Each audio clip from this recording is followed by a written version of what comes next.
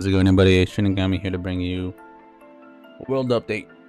Now, we had Trump give a speech yesterday, and I'd say it was quite insightful hearing what he had to say about going on in the U.S., in Israel, around the world, basically, right?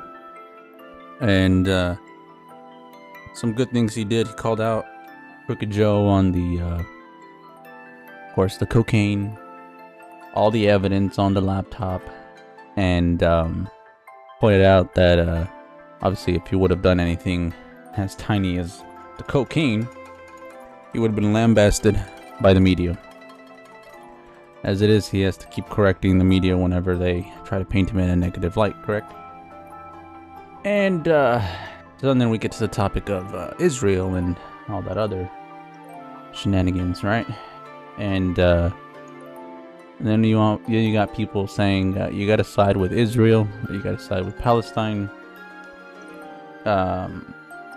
Typically speaking, I'd say stand with the ones that are not killing innocent people, but I guess in this conflict, both sides are being affected with innocence. Now, can we explain this a little bit better? I think so. So, let's go to this over here. We're going to see what the Middle East's problem is. Alright? Alright. When I did my graduate studies at the Middle East Institute at Columbia University's School of International Affairs, I took many courses on the question of the Middle East conflict. Semester after semester, we studied the Middle East conflict as if it was the most complex conflict in the world, when in fact, it is probably the easiest conflict in the world to explain. It may be the hardest to solve, but it is the easiest to explain. In a nutshell, it's this. One side wants the other side dead. Israel wants to exist as a Jewish state and to live in peace. Israel also recognizes the right of Palestinians to have their own state and to live in peace. The problem, however, is that most Palestinians and many other Muslims and Arabs do not recognize the right of the Jewish state of Israel to exist. This has been true since 1947, when the United Nations voted to divide the land called Palestine into a Jewish state and an Arab state. The Jews accepted the United Nations partition, but no Arab or any other Muslim country accepted it. When British rule ended on May 15, 1948, the armies of all the neighboring Arab states, Lebanon, Syria, Iraq, Transjordan, and Egypt, attacked the one-day-old state of Israel in order to destroy it. But to the world's surprise, the little Jewish state survived. Then it happened again. In 1967, the dictator of Egypt, Gamal Abdel Nasser, announced his plan, in his words, to destroy Israel. He placed Egyptian troops on Israel's border, and armies of surrounding Arab countries were also mobilized to attack. However, Israel preemptively attacked Egypt and Syria. Israel did not attack Jordan and begged Jordan's king not to join the war. But he did. And only because of that did Israel take control of Jordanian land, specifically the West Bank of the Jordan River. Shortly after the war, the Arab states went to Khartoum, Sudan, and announced their famous three no's: no recognition, no peace, and no negotiations. What was Israel supposed to do? Well, one thing Israel did a little more than a decade later in 1978 was to give the entire Sinai Peninsula, an area of land bigger than Israel itself and with oil, back to Egypt, because Egypt, under new leadership, signed a peace agreement with Israel. So Israel gave land for the promise of peace with Egypt, and it has always been willing to do the same thing with the Palestinians. All the Palestinians have ever had to do is recognize Israel as a Jewish state and promise to live in peace with it.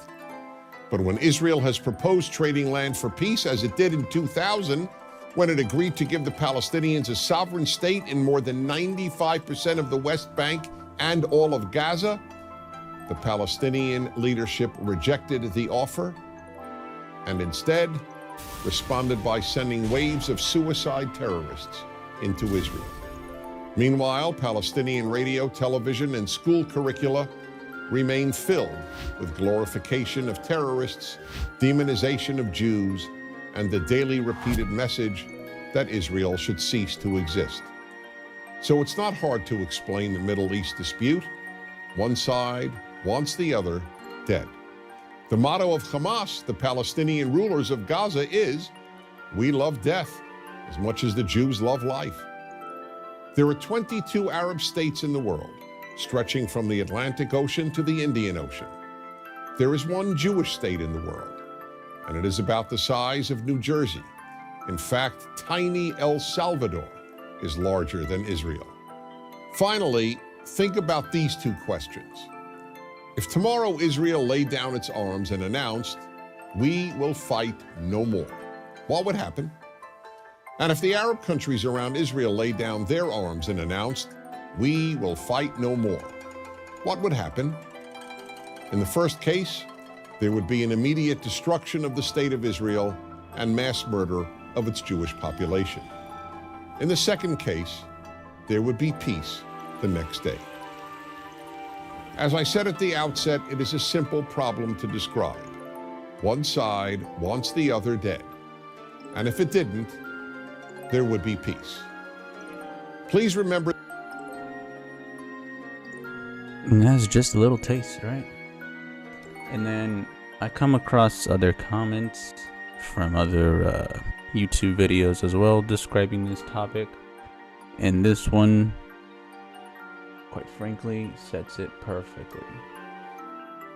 Frankly, my strongest feelings is disgust of the media, who clearly began salivating the second anything like this happened.